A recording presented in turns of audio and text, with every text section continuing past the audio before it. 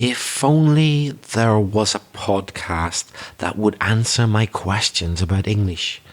I wish I could send a voice message and get an answer. Well, there is, and you can.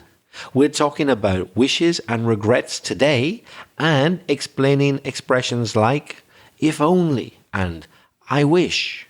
Welcome to Aprender Inglés with Reza and Craig.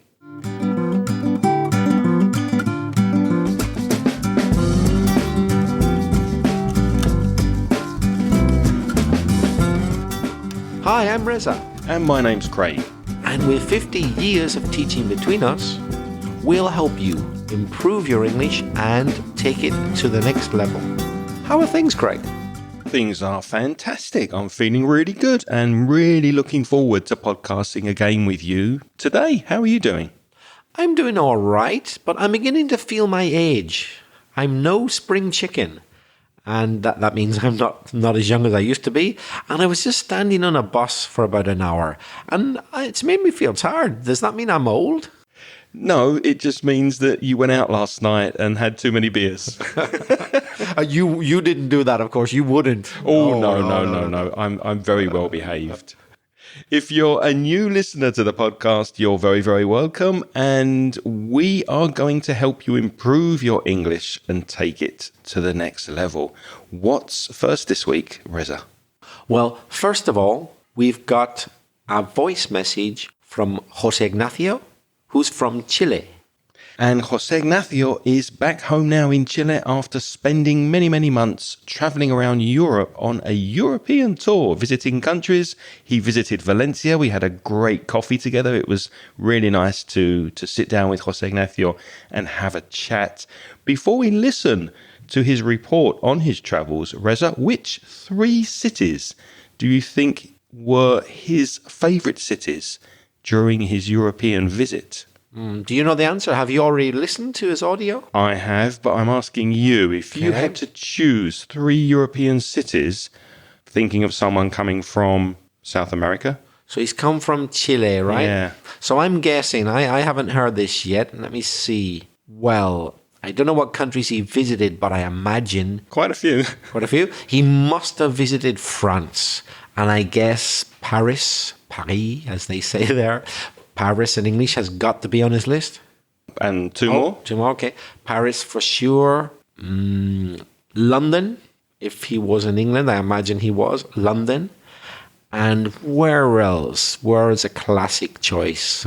Something that always impresses people. Maybe Rome? So you're going for Paris, London and Rome. Very popular choices. Let's listen to friend of the show, Jose Ignacio, and see if you're right.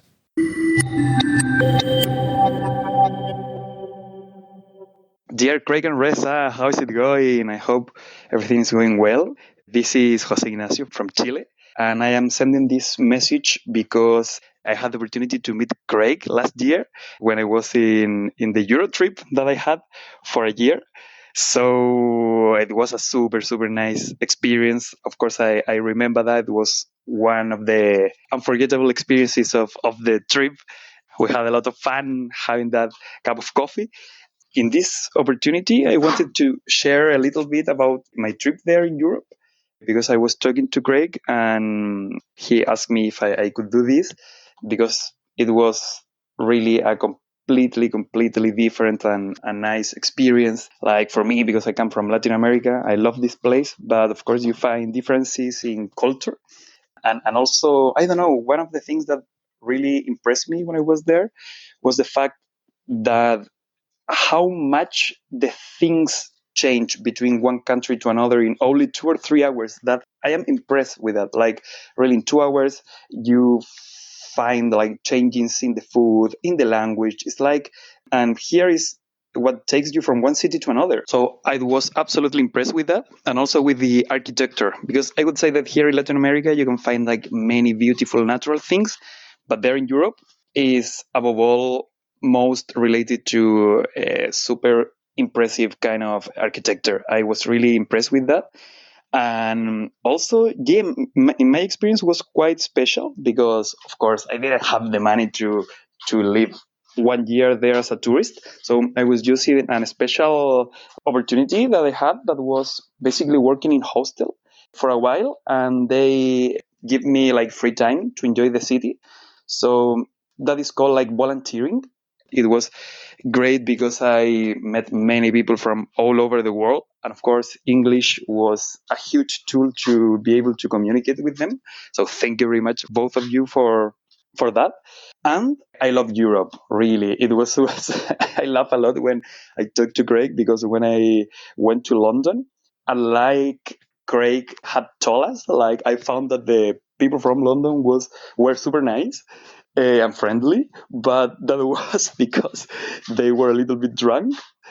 Also, the feminine national team had won like the World Cup, so there were like two essential things that happened at the same time to make that the British, the people from London specifically, were super nice. So I had, and also the weather was incredibly sunny and spectacular. So yeah, and also I enjoy most of the cities there, but my favorite ones were Krakow in Poland. It's a beautiful, beautiful city.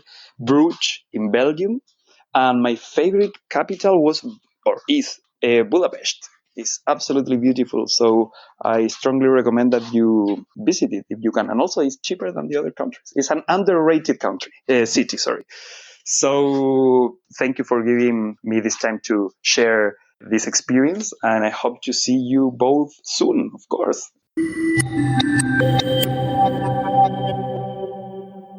So, you weren't even close, were you, with your guesses? Although your guesses were very popular, but the three favourite cities that Jose Ignacio most enjoyed: Krakow, Poland; Bruges, Belgium; and Budapest, Hungary. Surprising, but interesting choices. Not that surprising, actually. True, not what I was expecting, but since I've been to two of them, I'm not that surprised, because I know that you said Krakow, yeah, and some people say Krakow. I've heard both pronunciations in English. I've been to Krakow or Krakow, and I agree, it's very beautiful. And I've also been to Budapest, also very beautiful. So I'm not surprised that he chose those, but I was expecting bigger cities, but they're beautiful. Have you been to any of them?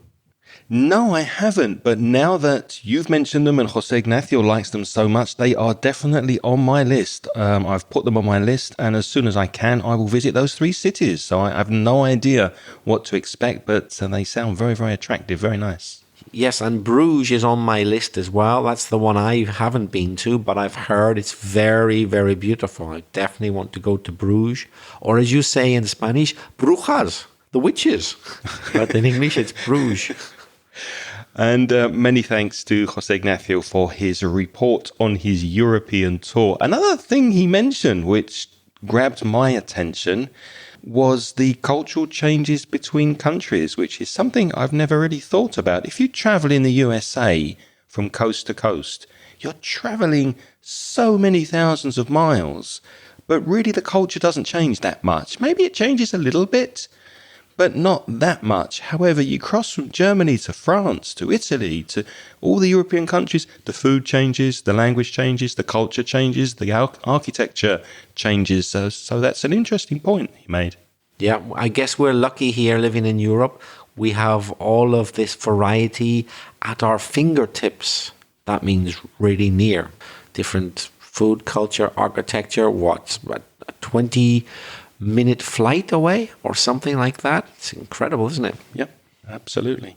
Well, next we have a voice message from Andres from Colombia, and we get to our main topic of the podcast, which is regrets.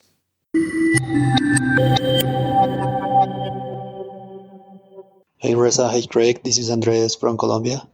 I hope everything goes well with you guys. So, I need your help. I have this doubt about when I want to express some regrets in English. I've been experiencing some troubles with it because apparently in English you have three options to use when you want to express regret. So you have, for example, I wish I would have, or if I hadn't. So three different ways to say or to express regrets. It's really confusing for me because I was thinking about using would in all these cases, but apparently you can't do it in English. So, guys, can you explain to us which are these options you have in English and how to use them? Thank you very much, guys. Have a nice day.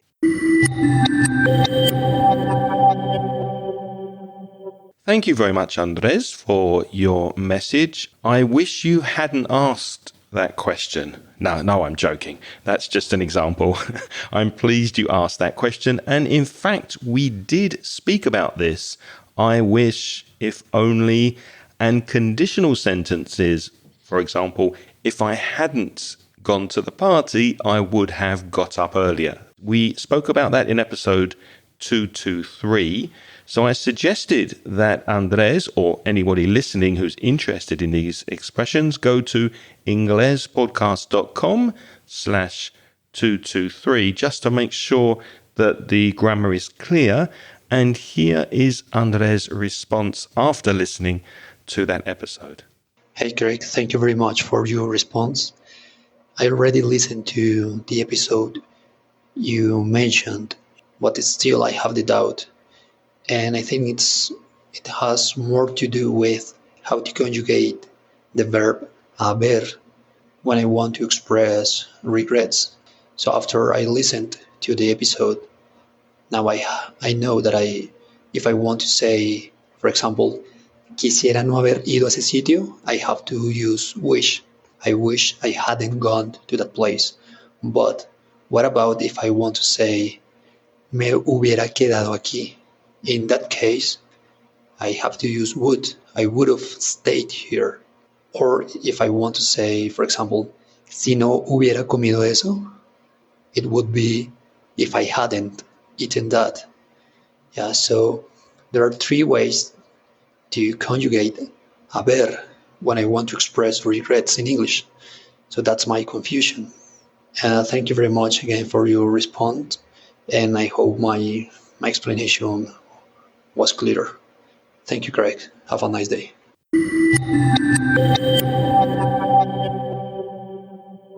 So yeah, Andres, we're not going to go into comparisons between Spanish grammar and English grammar, but we do use wish if only plus the past perfect to talk about regrets about the past.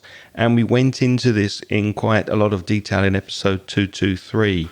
Yes, rather than think about the Spanish haber, you should perhaps just think, Andres and everybody, that it's the past perfect. So if you have a regret about the past in English, you can say wish or if only and a past perfect. We'll give you a few example sentences just to refresh your memory, as well as looking at episode 223. We could say, I wish I had studied grammar at school. But the reality is I didn't. So when I was young, I didn't study grammar at school. So now I say, I wish I had studied grammar at school. That's my regret. My regret is I wish I had studied Spanish grammar at school, because unfortunately I studied French grammar and now I live in Spain. So if only I'd studied Spanish grammar. So then I contracted the had. There is a had there, that past perfect had. I wish I had studied, but it's very often contracted in speech. I wish I'd studied. I wish I'd learned. I wish I'd made an effort, for example. Yes, you've got to watch out for that, listeners, because it changes everything. I wish I'd studied is not the same as I wish I study. I wish I studied doesn't mean anything. You have to put in the word had, but if it's a contraction, it's hard to hear if you're not used to listening for it like native speakers. We'll give you another example. It doesn't have to be I. You can talk about another person. So I could say, she wishes she'd taken, or she had taken, right? She wishes she'd taken her sister's advice, but she didn't. Too late now. Yeah, she wished she had. Another example, imagine your parents have just bought a Ferrari. Just use your imagination. Try and imagine that. Your parents have bought a brand new red Ferrari. It's outside the house. And you think, well, my parents are not at home. Maybe I'll take the keys and go for a ride. So you take the keys of the Ferrari, you go for a ride, and you have an accident. What would your parents say? They probably would say, well, they wish he had asked them for permission before taking the keys to the Ferrari. And as a contraction, they wish he'd asked them for permission before taking the keys. Something happened, but you're hypothetically changing it in the past using that past perfect had. It doesn't have to be positive, of course. It could be negative. So, for example, I could say, if only you hadn't drunk so much whiskey last night. Yeah, you feel terrible now because you drank it. So we're imagining a different reality. If only you had not, if only you hadn't drunk so much whiskey last night, you'd feel better now.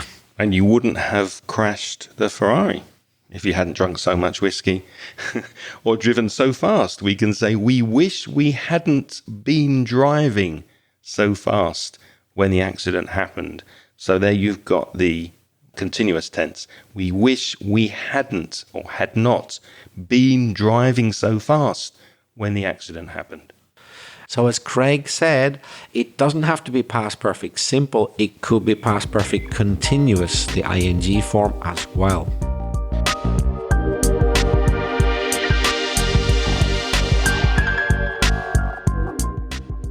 Apart from the structures we've mentioned, I wish, if only, etc., you can use the structure should have to express a regret in the past. And you can also use the negative. So you can say, I should have done something, or the negative, I should not have, and contracted, I shouldn't have done something. And we use the past participle. Notice that done in my example. I shouldn't have done it, or I should have done it. Should have done it is the contraction. Can you think of any examples, Reza? What about this? I should have studied harder. I should have studied harder when I was younger, but I didn't. I could also contract that. As well as shouldn't for the negative, you can actually contract have to apostrophe VE. So instead of I should have, I can say I should have studied harder. We write should apostrophe VE. I should have studied harder. And when we had our coffee break, I had too many chocolate biscuits. How many did I have, Reza? Maybe 6 or 7 chocolate biscuits? Too many. Yeah, 6 or 7, just the normal for Craig. No, it's not. It's more than I usually have. One more than you. So now I regret so many chocolate biscuits. So I could say I shouldn't have eaten so many chocolate biscuits because now I feel a bit sick. And the pronunciation, listen carefully, I shouldn't have. That have becomes very weak. And the t at the end of shouldn't joins with the vowel sound of, which is have. So listen again, I shouldn't have eaten so many chocolate biscuits. I shouldn't have drunk so much whiskey. I also wish that Craig hadn't eaten the last biscuit because I wanted it. So that's my regret. I wish he hadn't eaten the last one. Okay, moving away from the biscuits because Craig and I think too much about biscuits. Here's another example. At school, we should not have, or at school, we shouldn't have misbehaved so much. We were bad students. We regret that now. At school, we shouldn't have misbehaved so much. And imagine you're in the office at work and you're playing some game on the computer, or you're looking at something you shouldn't be looking at on your computer when your boss walks in the room. If you regret that, you could say, well, I should have been working when the boss walked in the room. He was very angry. I should have been working. And with a contraction, I should have been. Actually, it's been. When you're speaking normally, that been becomes very, very short and weak. Listen, I should have been. I should have been working when the boss walked in the room. Yeah, you said it there almost without the consonant sound. So rather than should have, it almost sounded there when you said it like shoulda. I should have been. Yeah, sometimes it comes out like that, doesn't it? Yeah. You can't even hear the V sound. Instead of should have, people say shoulda. And it's just an sound. In reality, that's what happens sometimes, doesn't it? It does. And why do we speak like that? Well, humans are basically lazy. And in most languages, you have these contractions and these short forms to save time when you're speaking. And then there's the consonant vowels. When they're together in connected speech, they sometimes connect. And that's why it can be difficult to hear it. I should have been working when the boss walked into the room. Remember, you can see all of these expressions that we're speaking about in the show notes at inglespodcast.com/442. So we're talking about regrets. That's the noun, I regret, or plural, regrets. But the word regret can also be a verb. So we can use it as a verb to talk about regrets. You can say, I regret, plus a gerund, that's ing, a verb plus ing. Or you can say regret with just a noun. You don't even need a verb. And it can be positive, or of course it can be negative. So you can say, I regret going, for example, or I regret not going. In fact, there's a very famous quotation. Let's see if I get it right. There's only one thing I regret more than people talking about me. It's people not talking about me. Oscar Wilde. Oscar Wilde, I think something like that, wasn't it? Which is a very witty comment, very good. So he didn't like people talking badly about him, but he missed it when they didn't talk about him at all. Another example, they regret their bad idea. They regret their bad idea, using just the noun there. They regret their bad idea. So when you use a verb after regret, it's a gerund, or you just use the noun. Last night, Craig and I were out. We were eating out, and we had a pizza. I regret not ordering the steak. Yeah, the pizza was terrible, wasn't it? Wasn't a very good pizza. I wish I'd ordered the steak because it looked good. I regret not ordering the steak. I regret not ordering the pasta, and actually I regret going to that restaurant. Here's another example. Now we regret not listening to you. You were right. So another negative one, not listening to you. You were right. The next one is maybe a tiny little bit more complicated, but not really if you think about it. Here we go. I regret you deciding to leave me. So you don't have to regret necessarily just your own actions. You can regret other people's actions. So you and I, imagine we were a couple. You left me, but I wish you hadn't left me. I'm very sad now. I regret you deciding to leave me. I'm sorry, I fell in love with another podcaster. Better biscuits with him? Much better biscuits. So, yeah, no regrets on my part. Another example with a third person, you can use the third form as well. In this example, she regrets her family moving home. So there we have the third person, she or he regrets with an S. Remember, it's a verb. And then her family, and then the gerund. She regrets her family moving home. She really liked where she was living. She preferred her old place. She regrets her family moving home. It wasn't her decision. Reza, what regrets do you have? Do you have any regrets that come to mind of anything that's happened or you've done or not done recently? Well, I could say regrets. I've had a few, but then again, too few to mention. I could say that if I was Frank Sinatra or somebody else singing that famous song. But unlike Frank Sinatra, actually, I do have a lot of regrets. There's so many, it's hard to remember them all. Let's think of my last regret was ordering the pizza instead of the steak at the restaurant, but that's not a very big regret. Let me think of a more important one. Yeah, I regret not asking for a receipt when I bought an electric toaster because it broke 2 days later and I couldn't change it. Really? Is that true? Yes. What did you do? I brought it back to the shop and they said, show us your receipt and we'll change it. Yeah, I don't have the receipt, I said.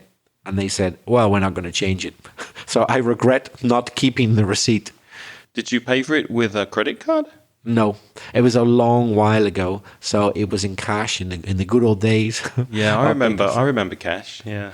And because I stupidly didn't keep the receipt, they weren't obliged to change it. So I regret not keeping the receipt. So you regret throwing it away? Yep, exactly.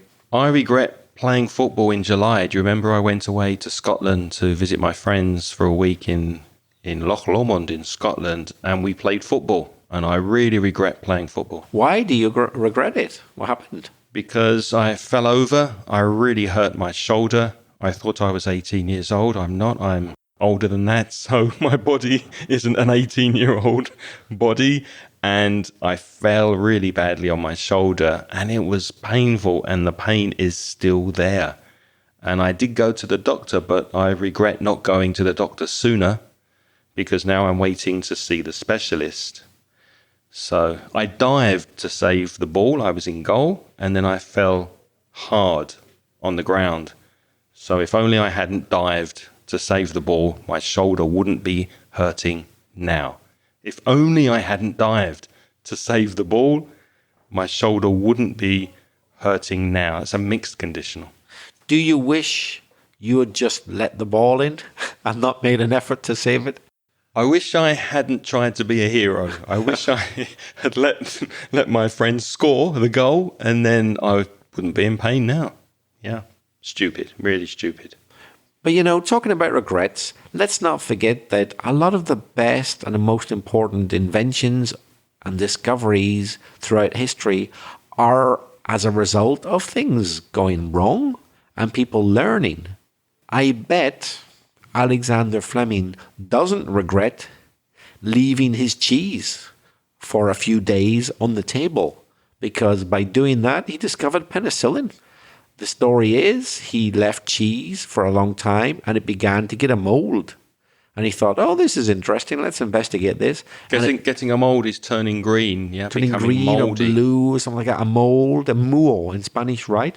And he thought, oh, I'll investigate this, because he was already interested in bacteria, that type of thing. And he realized, wow, I could use this as a medicine. But it was because he left some cheese out exposed for too long, and it began to get a mold, and it got him thinking that mold might be used in some way. And hey presto, he came up with penicillin. Wow. So if he hadn't left the cheese out, we would never have had penicillin. So I'm sure he doesn't regret leaving his cheese out. But if he hadn't been a scientist, maybe he would have invented blue cheese. Ah, that's true. Yeah. Are regrets a waste of time? Do you think it's healthy to live in the past? Should we have regrets? Are they useful? What's your opinion? We shouldn't live in the past, although I sometimes admit I think about the past myself. Especially that toaster. Yes. Ooh, the money. Because nobody's perfect, so I know I shouldn't do it, but I do it. However, we do have to reflect. So I believe you need to learn from past errors, and you have to recognize and accept and sometimes publicly state that you were wrong. In fact, I often say to people, if they ask me, not that they ask me very often, but imagine they say, is there any type of person you really mistrust? And my answer is always, yep, I really mistrust people who are always right. I just don't trust people who are always right, because you know what? They're not always right. So that's why I don't trust them. So intrinsically, my instinct tells me not to trust politicians or things like that. Because they always seem to be right and they never apologize. They've always got a reason for something. Even when they did something wrong, it was really right, and they never do anything wrong. So people who never just can say, yep, I was wrong, I shouldn't have done it, full stop, no excuse, my mistake. If someone can never say that, I don't trust them. I agree 100%. I think we need to learn lessons from mistakes we make in the past in order to become better people. And now it's your turn to practice your English. Do you have any regrets? Are there any things you wish you had done or hadn't done in the past? We would love to hear from you and what you think. And you can send us a voice message by going to speakpipe.com/Inglespodcast. And Reza, if people prefer to send emails, how can they reach us? You could write to us. You'll find Craig at craig@inglespodcast.com or me, belfastreza@gmail.com. And if you're a bit frustrated with your progress and you'd like to pay for a course to help you with your English, you can find a selection of paid courses at store.mencioningles.net. As always, we'd like to take a minute just to thank all of those people who support the podcast through the Patreon scheme. And what they do is they donate as little as $1.20 per month. 20 cents is to pay the tax. And as a thank you for people who do that, we give them access to recent audio transcriptions of everything we say in the podcast. If you're interested in the scheme, follow the link in the show notes to patreon.com/Inglespodcast. And unfortunately, we can't list everybody who is on the Patreon scheme. The list is too long, but we would like to say a big thank you to recent supporters, and they are Rosa Ayalon, Gerard, Javier Correa Zambade, Silvia, Victoria Romera, Martin Arista, Michaela, Antonio Garcia, who's paying more than the minimum $1.20, and Juancho Cuyas, who has recently increased his donation. Thank you. And thank you to everybody who's supporting us on Patreon. What's next week, Reza? On next week's episode, we'll be talking about clothes idioms. Thank you very much for keeping us company this week. Have a wonderful week. And until next time, it's goodbye from Reza. And it's bye-bye from Craig. The music in this podcast is by Pitts. The track is called See You Later.